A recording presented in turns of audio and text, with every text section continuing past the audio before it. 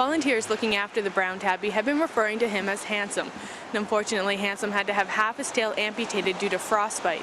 PetSafe has been contacting local pounds and pet food stores to see if anyone is searching for him. And so far, they've found nothing. Lou was going about 23.5 miles per hour on the 9.3-mile track with an unofficial time of 28:15. He says he lost about a minute when his dogs went off the trail, and while that's maddening, he says there's still another race. What may be surprising to some is the age of one of the individuals charged locally in Wednesday's province-wide operation. Police laid 2 charges for possession of child pornography against a 14-year-old male. They say while not many people charged in child pornography operations are young offenders, the number is still surprising. It was a scary ride for 4 residents aboard a Sudbury Transit bus earlier this morning when the bus ran over a sidewalk and slammed into a CP train just after 10 a.m.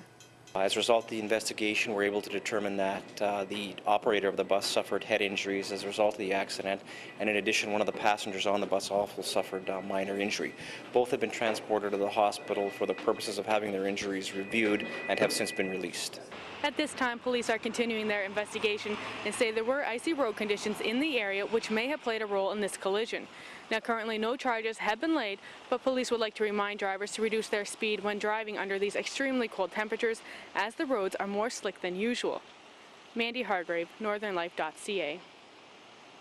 Earlier this week, Sudbury's Public Library took a major step in shutting down the rude, disruptive, and vulgar behavior of a particular group of teens by closing its doors to all teens at the main branch. It got to the point where some of our staff were afraid to come to work. We had a vehicle that had been broken into, a staff vehicle in the parking lot, and we just felt that we needed to take some action to give us a cooling off period so that we could address the problems. It's annoying to have your fun wrecked because other people don't listen to the rules. Zuliani says students should feel just as welcome as everyone else at the library and be able to make use of library resources, but she says that wasn't happening. Personally, I think it's unfair, to categorize them as all causing trouble, but there's been quite a bit of serious trouble. I've had eggs shot at myself, just from going outside and telling people, not to hit cars while they're playing hacky sack. It's not only employees of the library who are afraid to come to work at the main branch, but residents too. One lady I spoke with did not want to appear on camera for fear of retaliation from the rowdy teens. But she said over the last few weeks she had grown increasingly wary of coming to the library and was glad to hear those teens had been banned, even if it was only temporary. The ban will be lifted by Monday, and staff have come up with some new solutions to better monitor the teens. What we're hoping to do, and we've seen this in other libraries, there's a library in the States that has had to invoke this, is that during teen hours that the teens actually come in, and if they're during school hours when they come in, they can sign a registry and show us their student card, and then we have their names on file, and then we know that there's some legitimacy to their being here, that it's not just a hangout, it's really here to do schoolwork or to use our resources.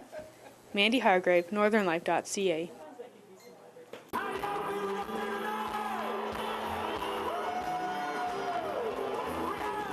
It was the opportunity of a lifetime for Larry Barriott when he hit the stage at the Sudbury Arena as the only opening act for one of country music's biggest duos, Brooks and Dunn.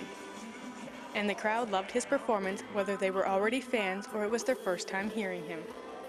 Oh, he's amazing. Like, when I first heard he was opening up, I was like, who's that? But then I heard his song on Kicks, Boomerang, and amazing. He should be up there, like, with Brooks and Dunn. He should be on CMT. He should be on all the country places. Larry, you gotta go out there, buddy. He's good.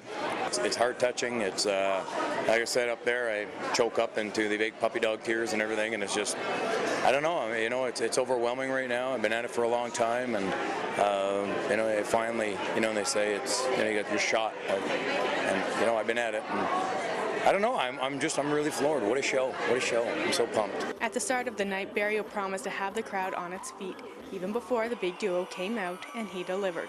When the lights came up for Brooks and Dunn, there wasn't a single person left sitting. As for fans who missed purchasing Barrio's RPM album at the concert, it's now available at all HMV and Walmart locations across Canada. Meanwhile, he's set to perform his own act this Friday and Saturday in Oshawa. And come this summer, he'll be performing for another big country act, Terry Clark, in Iroquois Falls on July 25th. Mandy Hargrave, northernlife.ca.